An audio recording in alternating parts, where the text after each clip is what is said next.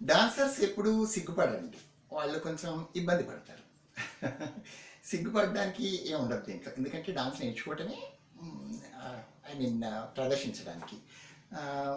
ప్రదర్శించడానికి డాన్స్ అనుకున్నప్పుడు అది వాళ్ళ వరకే కాదు కదా. అంటే అదర్స్ ఆల్సో విల్ సీ. వాళ్ళు వేరే వాళ్ళు కూడా చూడాలని వాళ్ళు నేర్చుకుంటారు. చూపించాలి వాళ్ళ టాలెంట్, వాళ్ళ అబిలిటీ, వాళ్ళ స్టామినా, వాళ్ళ అంటే వాళ్ళ అన్ని స్కిల్స్ అవన్నీ చూపించడానికి ఈ డాన్స్ అనేది ఒక సాధనంగా ఉంటుంది ఎవరికైనా, డాన్సర్స్కి. సో అయితే వాళ్ళు సిగ్గుపట్టము అనేది ఏది ఉండదు. అంటే సిగ్గుపడటం అంటే సరిగా నేర్చుకోకుండా సిగ్గుపడతాను, ఎక్కడ తప్పు చేసేస్తాను, ఎక్కడ పొరపాటు చేసేస్తాను అని ఓ భయం, సిగ్గు అలాంటివి ఉండొచ్చేమో. కానీ అలా ఒకసారి బాగా ప్రాక్టీస్ అయిన వాళ్ళే ఎవరైనా చేస్తారు. కాబట్టి యాక్చువల్గా స్టేజ్ మీద డాన్స్లో సిగ్గుపడటము, ఇబ్బంది పడటం అనేది ఏముండదండి. ఎందుకంటే అప్పుడు ఆడిటోరియంలో మొత్తం లైట్స్ ఆఫ్ చేసేస్తారు, ఎవరే ఏమో కనపడరు. సో కాబట్టి ఏమైనా ఆ లైట్స్ కింద వీళ్ళే ఉంటారు కాబట్టి వీళ్ళకు ఒకరు చూస్తున్నారని, పలానా వాళ్ళు చూస్తున్నారని ఫీలింగ్ ఏముండదు. ఆ తర్వాత అందరూ చూస్తున్నారు అని ఉంటుంది, కానీ ఎవరు చూస్తున్నారు, ఏం చేస్తారు, ఇవన్నీ వాళ్ళకు సంబంధాలు ఉండవు. ఆ తర్వాత కనపడరు కూడా వాళ్ళు అసలు ఎవరు. సో కాబట్టి అక్కడ సిగ్గుపట్టాలు, బిడియ పట్టాలు అలాంటివి ఏమి ఉండవు. మరి ఎక్కడ ఫీల్ అవుతారు వీళ్ళు అంటే గెట్ టుగెదర్లు చేసేటప్పుడు. అంటే గెట్ టుగెదర్లు అంటే ఫర్ ఎగ్జాంపుల్ ఇప్పుడు అరంగేట్రం అంటే అరంగేట్రానికి దగ్గరికి వచ్చాము, మరి డైరెక్ట్గా స్టేజ్ మీద ఎందుకు చేయటము, ఒకటి చిన్న 2 ప్రోగ్రామ్స్ మన గెట్ టుగెదర్లోనే, మన ఇంట్లో ఫంక్షన్లోనే, మన ఇంట్లో పార్టీలోనే ఏదైనా చేద్దాం, లేకపోతే మన అంకుల్ ఇంట్లోనే, మన ఫ్రెండ్ ఇంట్లోనో అనుకుంటారు. లేకపోతే సడన్గా డాన్స్ చేయండి అమ్మా అని ఎవరైనా అడగచ్చు, ఈ అమ్మాయి డాన్సర్ అని చెప్పి. అప్పుడు కొంచెం వాళ్ళు ఇబ్బంది పట్టడం ఉంటుంది, సిగ్గుపట్టం ఉండదు. ఈ సిగ్గుపట్టం అనేది అసలు ఉండదండి. ఎందుకంటే ఈ సిగ్గుపడుతూ చేయాల్సిన ఆర్ట్ కాదు ఇది. ఇది ఏమైనా కూడా ఐ మీన్ ధైర్యంగా చాలా, అసలు వాళ్ళకి ఇంక తెగింపు ఉంటుంది, వాళ్ళకి అలాంటివి ఏమి ఉండవు అసలు యాక్చువల్గా. మరి ఇబ్బంది ఎక్కడ పడతారు అని అంటే, ఇబ్బంది పడటం అనేది ఎక్కడ ఉంటుంది చూడండి. ఈ ప్లేస్లో నేను కరెక్టేనా, ఈ ప్లేస్లో డాన్స్ చేయమంటున్నారు, ఇది కరెక్టేనా, వీళ్ళ ముందర చేయమంటున్నారు, ఈ పీపుల్ కరెక్టేనా, ఆ తర్వాత అదేంటి మీరు చూజీగా చేసుకుంటారు ఆడియన్స్ అంటే, ఎస్ సర్టన్లీ. ఎందుకంటే క్లాసికల్ డాన్స్ అనేది అందరు చూడటానికి కాదు. ఎందుకంటే దాని గురించి ఏం తెలియకుండా, దాని గురించి ఇంట్రెస్ట్ లేకుండా, దాని మీద సరైన గౌరవం లేని వాళ్ళు చూడాల్సిన అవసరం లేదు. వాళ్ళ ముందర వీళ్ళు చేయరు కూడా, చేయాలనిపించదు కూడా. సో కాబట్టి అంటే వీళ్ళ ముందర ఇది ఏం పార్టీ, దీనికి సంబంధించిందేనా, కొంచెం మనం ఇప్పుడు ఆస్పీషియస్గా పూజ లేకపోతే ఫంక్షన్ ఇలాంటివి ఏమన్నా ఉంటే సరదాగా అంటే పూజలకు సంబంధించినవి, దేవతలకు దేవుళ్ళకి సంబంధించిన ఫంక్షన్స్ గెట్ టుగెదర్ హ్యూజ్గా ఉంటే అప్పుడేమని కొందరు చేస్తుంటారు. కొందరు పెళ్ళిళ్ళు అడుగుతుంటారు కదా సరదాగా, ఆయన మీరు పెళ్ళికి వచ్చారు, మీకు డాన్స్లు అంటే కదా, మీరు చేయండి అలాంటివి అంటే వాళ్ళు కొంచెం ఆలోచిస్తారు. అంటే ఏంటి, ఈ ప్లేస్ కరెక్టేనా, ఇక్కడ నేను చేయాలా, ఇక్కడ నేను చేస్తే బాగుంటుందా, అసలు చేయాల్సిన అవసరం ఉందా. సో ఇలాంటి వాళ్ళు ఆలోచిస్తారు. అంటే గర్వంగా కాదు, వాళ్ళు అసలు అంటే అంటే ఎస్టిమేషన్ వేసుకుంటారు, అంటే ఇది కరెక్ట్ ప్లేసేనా కాదా అని చెప్పి అనమాట. సో అలాగే ఇప్పుడు ఏంటంటే అంటే నేను ఒక చిన్న ఎగ్జాంపుల్ చెప్తాను. నాకు స్టూడెంట్స్లో అంటే చాలా మందికి ఇది జరగలేదు, ఒకరిద్దరి విషయంలో కొన్ని జరిగాయి. ఒక అమ్మాయి ఏంటంటే, అమ్మాయి ఆల్రెడీ ఫోర్త్ ఇయర్ రన్ అంటే 3-4 ఇయర్స్ నుంచి నేర్చుకుంటుంది, అబౌట్ టు గో అరంగేట్రం అనమాట.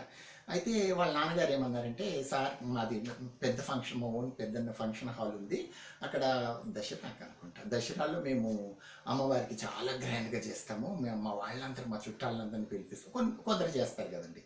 సో మా చుట్టాలందరినీ పిలిపిస్తున్నాము, మా వాళ్ళందరూ చూస్తారు, వాళ్ళు అప్పట్లో అరంగేట్రంలో ఎందరు ఉంటారో, ఎవరు వస్తారు, ఎవరు ఉండరు ఇక్కడ హైదరాబాద్కి. సో కాబట్టి మా అమ్మాయిది ఒక 2-3 ఐటమ్స్ చేయిస్తారా, ఆ స్టేజ్ అన్నీ ఉంది, స్టేజ్ అన్ని మీ కొరకు చేస్తాము, ఒక డయాస్ లాగా, అమ్మవారిని మేము అక్కడే పెడతామని అంటే, ఈ అమ్మాయి నేను నా ఇష్ట ప్రకారం నుంచి, స్టూడెంట్ కూడా కొంచెం ఇంట్రెస్టింగ్గానే ఉంది, అంటే సార్ ఒప్పుకుంటే బాగుంటుంది అన్న అది ఎక్స్ప్రెషన్ చూశాను నేను.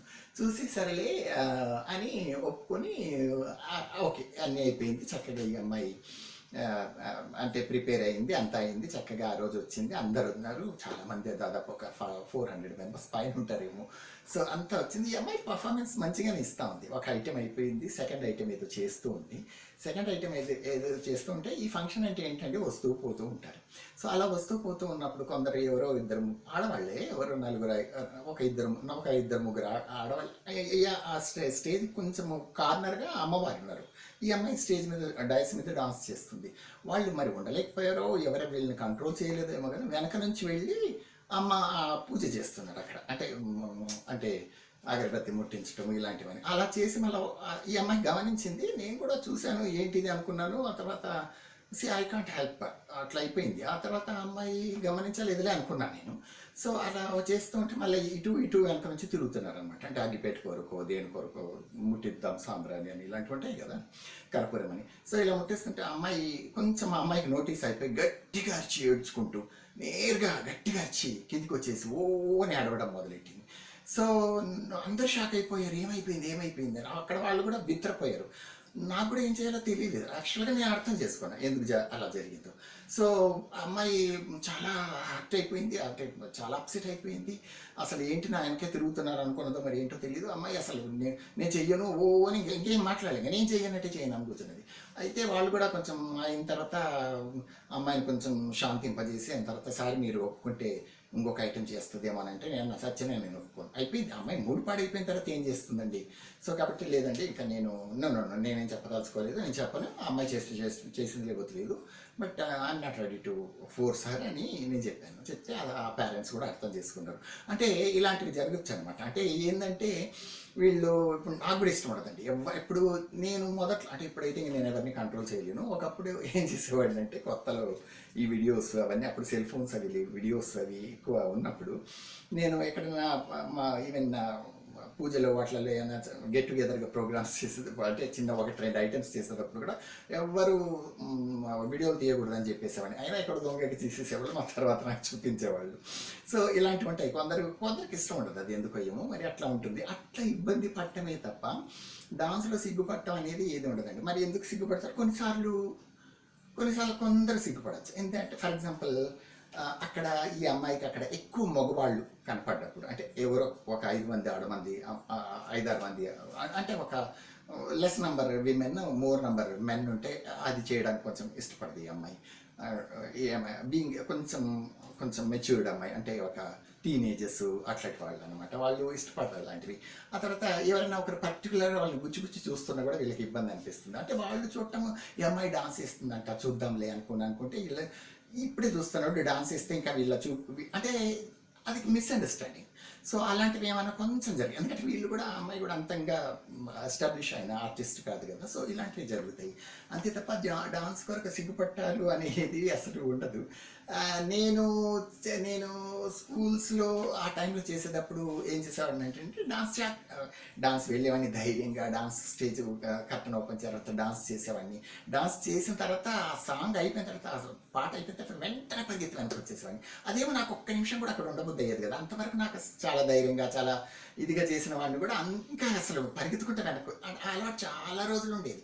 చాలామంది కూడా అన్నారు, మీరు ఏంటంటే ఒక్క నిమిషం నమస్కారం పెట్టి పరిగెత్తి వెనక్కి కొట్టి చేస్తారేంటి, ఒక్క నిమిషం ఒక నిమిషం అక్కడ నిలబడడం ఏంటి అంటే వాళ్ళు ఫొటోస్ ఏమో మరి తెలియదు కానీ అట్లనే వాళ్ళు అట్లా అన్నప్పుడు నేను చాలా రోజులు అది కంటిన్యూ చేసి ఆ తర్వాత అది పోయింది అనుకోండి. సో అంటే నేను చెప్పొచ్చేది ఏంటంటే కొందరు ఏమనుకుంటారంటే ఈ డాన్స్ సిగ్గుపట్టడంలో తప్పేం లేదు అంటే చాలా తప్పు ఉంది. మీరు సిగ్గుపడే వాళ్ళు అయితే డాన్స్ చేయకండి, ఎందుకంటే సిగ్గుపడకుండా చేసే ఆర్ట్ కాదు ఇది. మీరు ధైర్యంగా అంటే నేను ఇది చేస్తాను, నేను 10 మంది ముందర కొందరు మదర్ డాటర్స్ నేర్చుకుంటున్నారు నా దగ్గర. ఐ మీన్ అంటే స్టూడెంట్స్ ఉన్నారు నాకు. వాళ్ళు ఏమంటారంటే వాళ్ళే పర్ఫెక్ట్గా నేర్చుకుంటారు. వాళ్ళ అమ్మాయి ఏం నేర్చుకుంటుందో అదే నేర్చుకుంటుంటారు. వాళ్ళ ఉద్దేశం ఏంటంటే అమ్మాయి చక్కగా నేర్చుకొని అమ్మాయితో పాటు నేను సరదాగా నేర్చుకుంటాను, ఆ అమ్మాయి ప్రోగ్రామ్ ఇవ్వని నేనేమి ఇవ్వలేను. ఇది కాదు, నేను వాళ్ళకి అదే చెప్పాను. సో అట్లా కాదు, మీరు కూడా అంటే వాళ్ళకి ఎప్పుడు భయం ఉంటుందండి, వాళ్ళకి భయం ఉండాలి కదండి. అంటే నేను నలుగురిలో పర్ఫామ్ చేస్తే తప్పులు చేయకూడదు అనుకోని భయపడితేనే వాళ్ళు చక్కగా నేర్చుకోగలగారు. నేను ఎవరికి పర్ఫామ్ ఇచ్చేది లేదు కదా, కాబట్టి ఇది సరదాగా ఇటు వేసి చేయటం అటు వేసే కాదు ఇటు తిప్పుకున్నా కూడా పర్వాలేదు అనుకుంటారు. సో అలాంటివి ఉంటాయి కాబట్టి సో మీరు నేర్చుకుంటే పర్ఫార్మెన్స్ వరకే నేర్చుకోండి. సో పర్ఫార్మెన్స్ సరే మీకు అంతగా అంటే స్టేజ్ వరకు ఎక్కి వేయకూడదు. పెద్దవాళ్ళు అంటే పర్టికులర్గా అబోవ్ 40 అలాంటి వాళ్ళు మీరు స్టేజ్ మీద ఎక్కి నేను వేయలేను నాకు అంత వద్దు అనుకున్న వాళ్ళు మీరు గెట్ టుగెదర్గా చేయాలి. మీరు గెట్ టుగెదర్గా చేసుకుంటే అది కూడా ఏంటంటే మీలో కూడా కొంచెం భయం ఉంటుంది, అయ్యో నేను తప్పకుండా కొంచెం పర్ఫెక్ట్గా చేయని వాళ్ళు ఇబ్బంది పట్టం కదా కానీ సిగ్గుపడతారు. అంటే నేను తప్పు చేసేస్తానేమో, మరి తప్పు చేసేస్తాను అనుకున్నప్పుడు ఆ ఐటెం చేయకూడదు. కొందరు ఇలా కూడా చేస్తారండి, అంటే వరుసగా డాన్సెస్ నేర్చుకుంటూ ఉంటారు. ఇప్పుడు వాళ్ళకి ఏంటంటే ఇప్పుడు నేర్చుకుంటూ ఇప్పుడు ప్రస్తుతం ఏదైతే ఈ మధ్య రీసెంట్గా ఫినిష్ చేసిన ఏ ఐటమ్ ఉందో ఆ ఐటమ్ చేద్దామన్న ఒక ఇది వచ్చేస్తుంది అనమాట. అదేమో అది అంటే ఈ ఐటమ్ కొత్తగా ఉంది కదా, ఈ ఐటమ్ చేద్దాం. ఆడియన్స్ కాదు, అది కొత్త కాదు కదా, ఆడియన్స్కి అది పాత కూడా కాదు. సో కాబట్టి అట్లా కాకుండా వాళ్ళు ఏంటంటే దీని మీద సరిగ్గా గ్రిప్ రాకుండా కూడా డైరెక్ట్గా వెళ్ళి వేసేద్దాం అనుకుంటారు. అప్పుడు కొంచెం సిగ్గుపడతారు, అంటే భయపడిపోతారు అనమాట. అంటే వెళ్ళిపోయిన తర్వాత స్టార్ట్ చేసేసిన తర్వాత వాళ్ళకు అలాంటి కన్ఫ్యూజింగ్ అలాంటివి ఉంటాయి. ఇలాంటి పొరపాట్లు చేయకుండా ఉండాలన్నమాట. సో డాన్స్ అనేది ఏమాత్రం సిగ్గుపడాల్సిన ఆర్ట్ కాదు, సిగ్గుపడుతూ నేర్చుకోవాల్సిన అవసరం లేదు. అలా సిగ్గుపడే వాళ్ళు నేర్చుకోకండి. సిగ్గుపడకుండా ధైర్యంగా చేసిన వాళ్ళు 78 years అయినా కూడా మీకు ఇంట్రెస్ట్ ఉంటే తప్పకుండా నేర్చుకోండి. Okay, thank you so much.